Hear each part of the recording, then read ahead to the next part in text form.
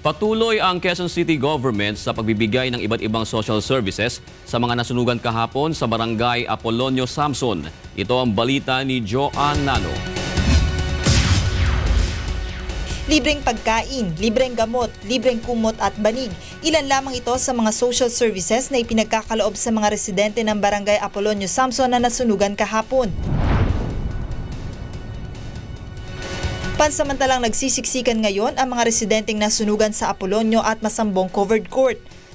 Sa tala ng Quezon City Government, aabot sa mahigit 1,000 at 400 pamilya ang nasa Apolonio Court.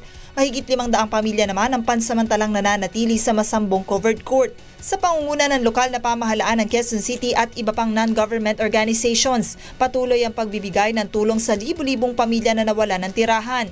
Kabilang rin sa mga nakaantabay ang Quezon City Health Department na nagbibigay ng libreng bakuna kontra tetano at anti-leptospirosis. Bukod sa mga personel ng munisipyo ay nagsasagawa rin ng check-up ang health center ng Barangay Apolonio at Barangay Masambong para sa mga evacuees. Karamihan sa mga bata dito ay nagkakasakit na dahil sa malamig na panahon, tulad na lamang ng mga anak ni Mary Grace, 24 na taong gulang. Unang iniligtas ni Mary Grace ang kanyang 3 maliliit na anak. Karinig namin na may sunog, nataranta, sabay binitbit ko agad yung mga anak ko, hindi na ako kumuha ng gamit. Mabilis na kumalat ang apoy dahil gawa lamang sa mga light material ang mga bahay sa kanilang lugar. Ayon sa Bureau of Fire Protection, nagmula ang sunog sa isang kwitis na pinaputok ng isa sa mga residente dito sa Barangay Apolonio Samson, Quezon City. Isang paputok na sumira ng daang-daang mga bahay at nag-iwan ng ganitong kalaking pinsala. Nanawagan ng tulong ang mga residente sa lugar, hindi lamang sa Quezon City Government, kundi pati na rin sa iba pa nating mga kababayan.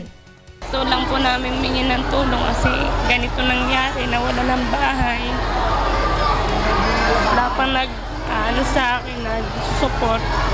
Mga pabiling kahoy, bubong, para makabalik na kami uli sa dati namin bahay.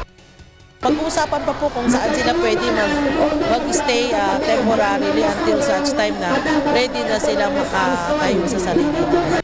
Joanne Nano, UNTV News Worldwide.